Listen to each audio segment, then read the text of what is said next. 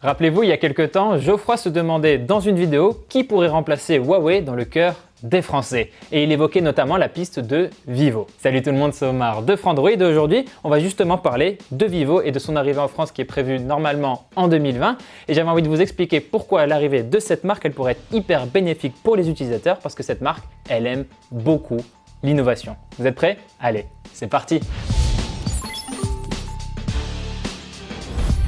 Si vous ne connaissez pas la marque, il faut savoir que Vivo appartient au groupe BBK Electronics. C'est le même groupe que OnePlus, Oppo et Realme. Et du coup, Vivo serait la dernière marque de ce quatuor à arriver en France. Et comme je l'ai dit, Vivo aime beaucoup l'innovation. Et justement, dans cette vidéo, on va revenir sur quelques smartphones et innovations que Vivo a présentés au cours des dernières années et qui, mine de rien, ont lancé quelques belles tendances sur le marché. On va commencer avec le Vivo X20 Plus UD. Alors d'une part, je sais, c'est un nom beaucoup trop long, et d'autre part, je suis pas sûr que beaucoup de gens se rappellent de ce smartphone. Et pourtant, c'est le tout premier smartphone du marché à avoir intégré son lecteur d'empreintes sous la dalle. Et ça remonte déjà il y a un certain temps parce qu'au CES 2018, il y avait une démonstration du prototype de ce lecteur d'empreintes sous l'écran, et quelques jours seulement ou quelques semaines seulement après, le Vivo X20 Plus UD était présenté. À l'époque, on avait eu la chance de tester ce prototype et ce qui n'était alors qu'un prototype est aujourd'hui devenu une véritable tendance du marché, voire même un standard qu'on retrouve même sur des smartphones aux alentours de 400 €.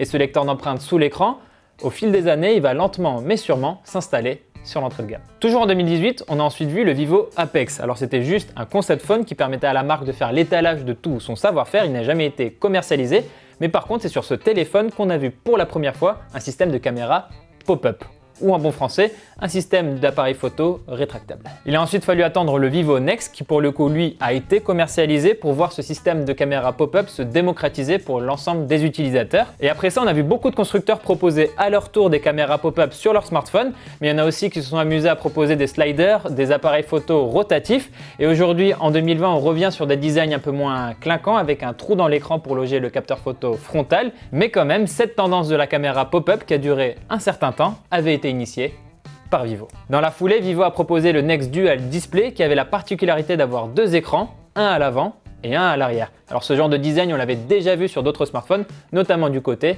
de Yotaphone. Mais là, la particularité chez Vivo, c'était de se débarrasser purement et simplement du capteur photo frontal pour avoir moins de bordure et surtout pour ne pas avoir d'encoche.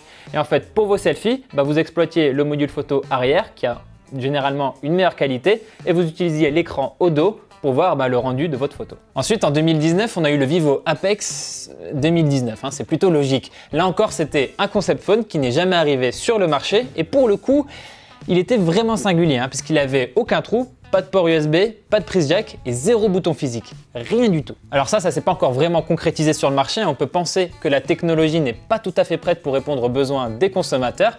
Par contre, Huawei s'est un petit peu essayé à l'exercice, a tenté quelque chose avec son Mate 30 Pro en supprimant les boutons physiques pour le volume, pour les remplacer par des glissements sur le côté de l'écran, mais c'est pas encore tout à fait pratique. Et j'ai pas terminé avec le Vivo Apex 2019 parce que ce concept phone, il avait aussi la particularité d'avoir un lecteur d'empreintes sur toute la surface de l'écran, et ça aussi, c'est une innovation assez intéressante. On reste en 2019 et là avec une démonstration sur de la charge ultra rapide, une charge filaire de 120 watts qui permettait de remplir une batterie de 4000 mAh en seulement 13 minutes. Et même sur la charge sans fil, Vivo veut se montrer innovant en introduisant une solution à 60 watts en même temps que son Vivo Apex 2020. Du coup voilà, même sur ce domaine-là de la charge efficace pour les utilisateurs, la marque veut être moteur du marché. D'ailleurs, le Vivo Apex 2020, on peut en parler un petit peu plus en profondeur parce qu'il introduisait un système photo assez innovant où l'appareil photo principal agissait comme une sorte de gimbal, ça veut dire que même quand vous bougez le téléphone, l'appareil photo pouvait être ultra stabilisé beaucoup plus efficacement que sur les smartphones traditionnels. Alors oui, le Vivo Apex 2020, c'est un concept phone qui lui non plus ne sera jamais commercialisé, mais ce système de stabilisation ultra poussé pour la photo et surtout la vidéo, il a été bel et bien concrétisé sur le Vivo X50 Pro Plus qui lui a été présenté en bonne et due forme en Chine très récemment. Donc voilà, tous ces smartphones, ces technologies, ces concepts nous prouvent que Vivo adore innover et veut vraiment être un fer de lance en termes de nouvelles technologies et c'est pour ça qu'on peut regarder d'un bon œil l'arrivée de la marque en France parce que qui dit smartphone innovant, dit plein de choses de nouveau à découvrir. D'ailleurs, d'après nos informations, Vivo préparait son arrivée en France pour la fin de l'année 2020 et tout porte à croire aussi que l'on aurait droit à l'un des Vivo X50. En fait, il y en a 3 dans la série, Vivo X50, Vivo X50 Pro et Vivo X50 Pro Plus. On aurait droit à l'un de ces 3 modèles, mais peut-être sous un autre nom. Sachez aussi qu'il faudrait s'attendre à une interface déclinée de FunTouch OS pour qu'elle soit plus adaptée au goût des utilisateurs occidentaux.